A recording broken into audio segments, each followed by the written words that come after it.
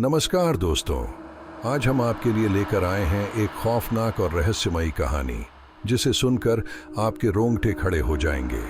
मैं भले ही एक छोटा सा क्रिएटर हूं, लेकिन मैं वादा करता हूं कि यह कहानी आपको ज़रूर पसंद आएगी। इसलिए प्लीज़ बिना स्किप किए इसे पूरा सुनें, क्योंकि आपकी पसंद और सपोर्ट मेरे लिए बहुत मायने रखती है।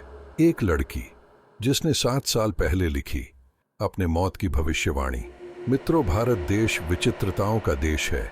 यहाँ पर एक सामान्य इंसान से लेकर बड़े बड़े व्यापारी भी ज्योतिष के सहारे आगे बढ़ते हैं। क्या ज्योतिष विज्ञान से इंसान अपने भविष्य को देख सकता है? इसका उत्तर तो वही लोग दे सकते हैं जिन्होंने इसे अनुभव किया हो। हम जिस चीज को जब तक अनुभव नहीं करते हैं तब तक वो हमें मिथ्या लगती है।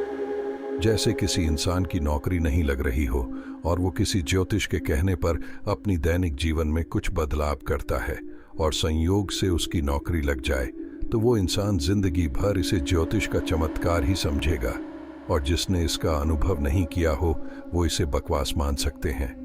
लेकिन आज जो हम आपको किस्सा सुनाने जा रहे हैं वो न किसी ज्योतिष का है और न किसी संयोग का।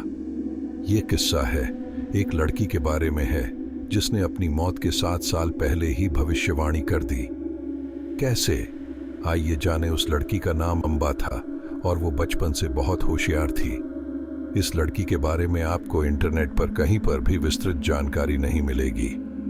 अंबा ने अपने पिता को 1 नवंबर 1995 को 14 साल की उम्र में एक कविता गिफ्ट में दी थी, और यही गिफ्ट हमारी इस कहानी का रहस्य है। आखिर क्या ऐसा लिखा था उस कविता में जो भविष्य की सच्चाइयों को बयां कर रहा था, और वो उसकी जिंदगी का आखिरी सच बन गया। उस कविता में अंबा ने लिखा था, एक निर्जीव शरीर पड्डा, मेरा शरीर जिससे बंधी थी मैं अनोखे धागों से, एक लगाव सा था क्योंकि वो मेरा शरीर था, तड़प रही थी मैं एक और सांस जीने के लिए। झूम उठी मैं अपनी आजादी से, मैं उड़ी, मैं चली एक नई उड़ान भरने। दिल में एक आस थी, एक नजर देख तो लूं, मेरी खत्म होती जिंदगी। मेरा शरीर जो छलनी होकर पड्डा था, खून में लथपथ यादें 21 साल की, विदाई इस शरीर की सारे बह गई इस मन से। लेकिन आज मैं उठी और उड़ी, पीछे छोड़ अपनों की सिसकियां। मैं उठी और उड़ी मेरे नए घर की ओर। मैं अकेली पर मैं थी खुश, आंखों में लिए सपना नए जहां का। अंबा ने अपनी जिंदगी में केवल यही कविता लिखी थी। हालांकि उसे डांस और पेंटिंग का काफी शौक था। अंबा अपने पापा और अपनी एक सहेली सलोनी को अपना सबसे अच्छा मित्र मानती थी।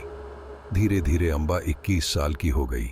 उसके पिताजी उसकी वही कविता के बारे में सोचकर हमेशा फिक्र करते रहते थे।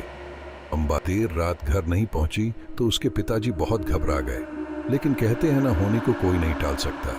19 नवंबर 2001 को अंबा की जिंदगी में वही मौत आ गया, और उसके हाथों से लिखी वही कविता, वही आखिरी सच, उसकी गाढ़ी उस रात अंधेरे में भटकने से खाई में जा गिरी, और वो उन्हीं कविता के पन्नों के जरिए अपने नए घर में पहुंच गई। उसके पिताजी को फोन के जरिए अंबा की मौत की खबर मिली, और जिसका उन्हें डर था वही मंजर उनके सामने खड़ा था।